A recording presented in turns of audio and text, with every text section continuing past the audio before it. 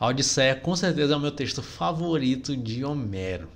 Olá, meu nome é Otton Sai, você está no canal Reforma Clássica. Aqui nós estamos trabalhando a coleção The Great Books of the Western World, da Enciclopédia Britânica, e com o objetivo de nos inserirmos no processo de alta educação, da educação liberal. Então, se você quer sair da vulgaridade, acompanhe aqui os nossos vídeos, porque nós estamos nos inserindo nessa grande tradição intelectual do mundo ocidental. E no vídeo de hoje nós continuamos no volume 3 dessa coleção dos grandes livros da tradição intelectual ocidental, e no segundo livro do terceiro volume, que é referente a Homero, nós temos a Odisseia. Então nós temos aqui esse texto da Odisseia, que é o meu preferido. Tem um vídeo já falando sobre a Ilíada e agora eu vou falar sobre a Odisseia. A minha edição é da Penguin, né? Os clássicos aqui da Penguin Companhia. Na verdade é um box de Homero. Tá aqui o box, né?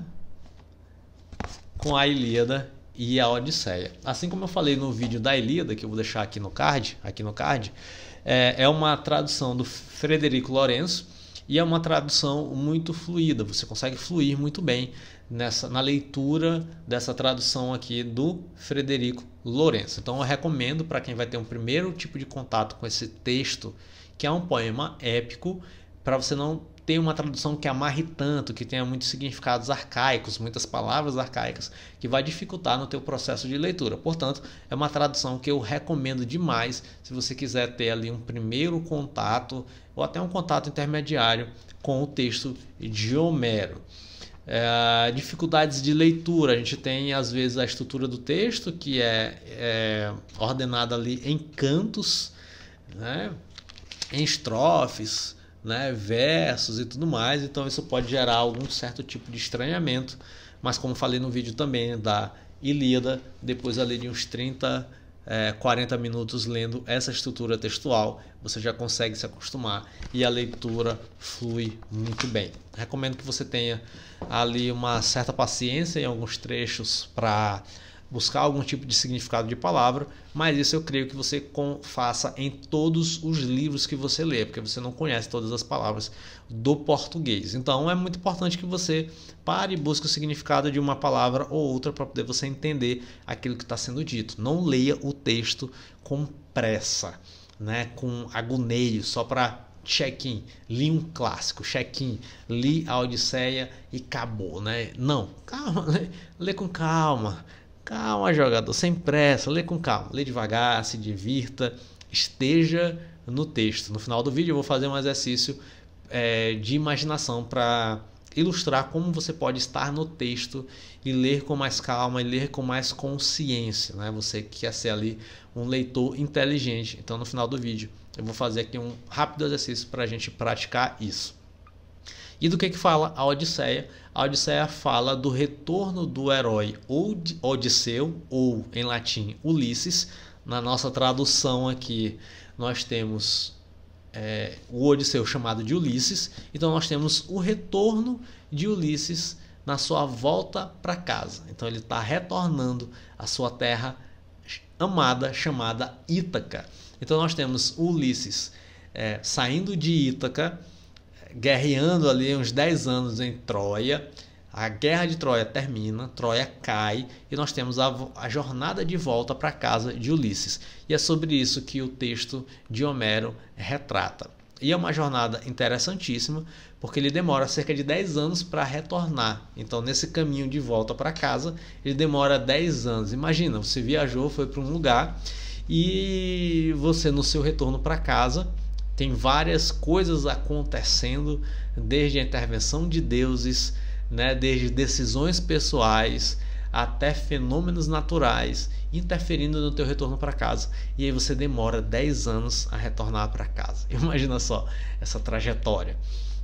Então você vai encontrar a narrativa da Odisseia em torno disso, desse retorno para casa, mas também em torno de outras duas tensões, de outros dois arcos de personagens muito importantes.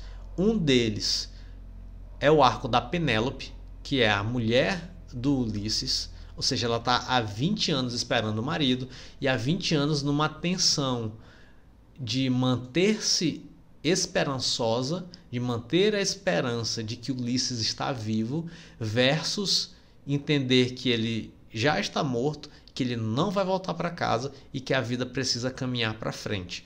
Então nós temos a tensão de Penélope. O que eu faço se eu não tenho notícia, se eu não tenho certeza que Ulisses morreu? Então nós temos esse processo meio que de luto, meio que de uma luta por manter vívida o seu amor por Ulisses, e um elemento de ceder ou não à tentação dos pretendentes. Então tem um monte de macho enchendo o saco de Penélope. Penélope, ó, tu é rainha. Penélope, ó, Ítaca tá sem governante, tá sem rei. Vamos lá, minha preta, bora lá decidir aí, né? Bora tentar, bora ceder aí, bora ver aí, escolhe um aqui dos melhores aqui de Ítaca e tal, para poder você casar, né? E bola para frente. Ulisses foi para a guerra, maravilhoso, astuto, nosso herói, mas morreu. Bola para frente, bora lá, Penélope, caminha. E aí a gente tem essa tensão no arco da Penélope, que é um arco maravilhoso, né? E eu vou já trazer aqui um exercício de imaginação, utilizando uma cena com Penélope. E a gente tem um outro arco de Telêmaco, que é o filho deles dois, né? De Ulisses com Penélope, que não conhece o seu pai. Telêmaco não conhece o seu pai. Telêmaco conhece de ouvir falar. Porque quando Ulisses foi para a guerra, Telêmaco era guri. Então não teve uma experiência de conhecimento com o seu pai. Então ele conhece de ouvir falar esse herói, essa pessoa astuta que é Ulisses. Então a tensão dos pretendentes em relação a Penélope vai aumentando. E Telêmaco começa a ficar cada vez mais revoltado e irado com isso. Ao ponto em que ele, poxa, eu preciso fazer alguma coisa. Eu já sou homem, já tenho barba, então eu preciso fazer alguma coisa. Eu vou em busca de notícias do meu pai. Porque eu não aguento mais ver esse bando de macho aqui querendo agarrar minha mãe e desfrutando aqui dos bens da gente e deteriorando os nossos bens. Eu não aguento mais ver esse negócio aqui, então eu tenho que fazer alguma coisa. E ele sai, portanto, em busca de notícias do pai. E a gente tem, né, a Odisseia sendo construída em cima desses três arcos, dessas três narrativas, e o desenrolar disso é o que a gente vai encontrar no texto de Odisseia. E eu digo que a Odisseia é o meu texto favorito de Homero por conta desses elementos, por conta dessa jornada. É uma leitura que para mim é muito mais fluida do que a Ilíada. A Ilíada é um texto maior e existem certos trechos de A Ilíada em que há certas descrições que são repetitivas, são exaustivas, tem um fim simbólico e cosmológico, eu entendo, mas que para a própria leitura do texto dá uma amarrada. Na Odisseia a gente já não tem isso. Quando eu estava lendo a Odisseia, inclusive eu ficava com uma certa expectativa de chegar no fim do dia, terminar as minhas tarefas, terminar os meus atendimentos e falar, pô, cara, eu vou ler lá a Odisseia, vou ver o que está acontecendo agora. Né? Então foi uma experiência de leitura em que fazia tempo que eu não tinha. Poxa, eu quero terminar, cara. Quero terminar, quero ver o que vai acontecer, quero ver o que o Ulisses vai fazer, quero ver qual a próxima aventura, quero ver qual o próximo obstáculo. E eu ficava um pouco nessa expectativa de ler o texto para poder me deparar com aquilo que ia acontecer novamente. E quando foi chegando no final do texto, eu, já acabou. Então minha experiência de leitura com a Odisseia foi extremamente positiva. E a gente tem aqui pontos para você prestar atenção nesses três personagens, né? E pontos né? No arco de Ulisses, a gente tem um objetivo, médio e longo prazo, retornar para casa, e a gente tem no meio do caminho as tentações. Então ele estava tentando voltar para casa, mas no meio do caminho diversas tentações aparecendo, diversas tentações surgindo, o que dificultava muitas vezes ali o foco de Ulisses. Então quando você estiver lendo o texto, né, se depare com isso, preste atenção nisso. Ele tem um objetivo: quero voltar para casa, quero voltar para minha terra, quero voltar para Ítaca, para Penélope, para o meu filho Telêmaco. Mas olha só uma comidinha gostosa aqui, mas olha só uma deusa uma ninfa maravilhosa chamada Calíope me amando e prometendo vida eterna. Então eu troco a vida eterna e o amor de Calíope, eu troco a minha casa, né, o meu dever de governar, o meu filho, a minha família, né, pela esse amor eterno por uma vida eterna aqui de Calíope. Então nós temos várias tentações que Ulisses acaba sofrendo por aquilo que é imediato, prazeres da cama, prazeres da mesa, o tempo todo Ulisses e seus companheiros sendo tentados nessa jornada de volta para casa, versus o objetivo médio, longo prazo, que é o próprio retorno para sua terra natal, Ítaca. Então essa dinâmica, né, e essa guerra, essa dualidade é muito interessante nesse texto da Odisseia. E a gente tem vários elementos que a gente poderia comentar, mas para o vídeo não ficar tão longo assim, não comentarei. Eu só queria fazer um exercício de leitura, de imaginação, que inclusive eu vi aqui no vídeo do Francisco Escocim. Vou deixar aqui linkado para você assistir ao vídeo do Francisco Escocim, muito bom, em que ele faz esse mesmo exercício que eu vou fazer aqui, né? Eu estou copiando na cara dura o exercício de imaginação do Francisco Escocim, mas que eu tenho certeza que ele não vai ficar chateado comigo, até porque ele nem me conhece. E se me conhecesse também não ficaria chateado, tenho certeza. Porque é um exemplo muito bom de como você pode estar presente no texto. No canto 21 da Odisseia, ali na altura da linha 55, a gente tem uma cena de Penélope já cedendo às tentações, às pressões dos pretendentes. Ela fala, tá bom, tá bom, tá bom. Eu disse que ia ter um prazo para poder eu me decidir, esse prazo acabou, então vamos fazer um torneio, quem for campeão desse torneio, né, eu vou entregar a minha mão, vai governar Ítaca e vai ter todos os benefícios de ser rei e governante de Ítaca. E ela organiza um torneio organizado, e ela vai precisar pegar uma arma de Ulisses, né, para ser utilizada nesse torneio. E a gente tem então esse trecho. Diz assim: depois Penélope sentou-se com o estojo em cima dos joelhos, o estojo contendo o arco. Chorou muito e alto quando tirou o arco do estojo. Então, a Penélope, ela está lutando para manter a esperança viva. Ela ama Ulisses e ela está lutando para manter essa esperança viva. Mas, ao mesmo tempo, ela é inserida meio que num processo de luto. Porque ao mesmo tempo que ela tenta manter essa esperança viva em relação ao amor de Ulisses, ela não sabe se Ulisses está vivo, ela não tem notícia nenhuma de que Ulisses está vivo.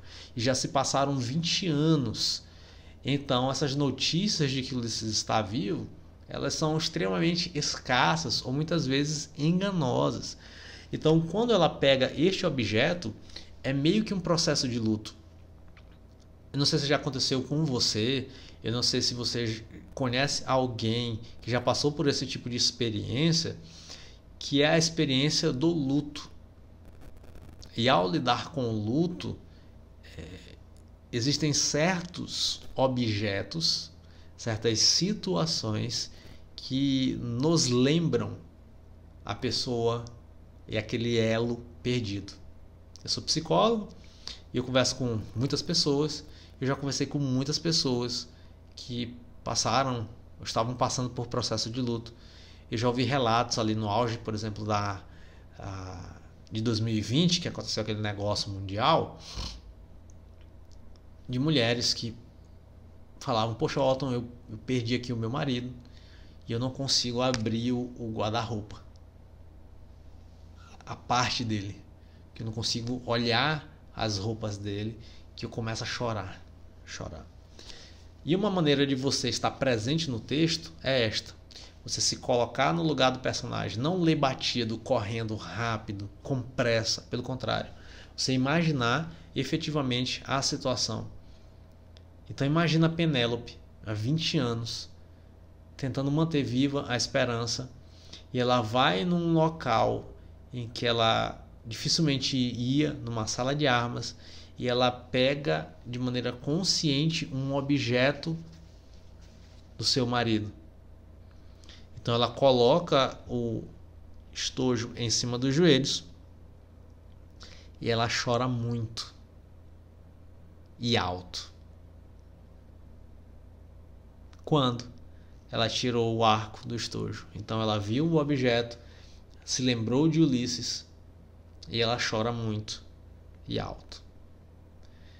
Aí o texto continua, mas depois de se ter saciado com um pranto de muitas lágrimas, ela voltou à sala de banquetes para o meio dos orgulhosos pretendentes, segurando na mão o arco e a aljava para as setas, onde estavam muitas que dão gemidos. Então esse é um rápido exercício de imaginação mesmo e de você tentar se colocar presente no texto quando você estiver lendo a Odisseia de Homero. Então se você quiser receber mais comentários, compartilhar, aprofundar a nossa trajetória, não necessariamente de Homero aqui, da Odisseia, mas da coleção dos grandes textos, dos grandes livros da tradição intelectual do mundo ocidental, se você quiser ter esse acompanhamento mais contínuo, ser inserido na educação liberal, para você sair da vulgaridade e ser inserido numa cultura mais elevada, eu te convido a se inscrever no canal. Se você quiser apoiar o nosso projeto, também eu estou compartilhando aulas exclusivas na nossa plataforma do projeto Reforma Clássica.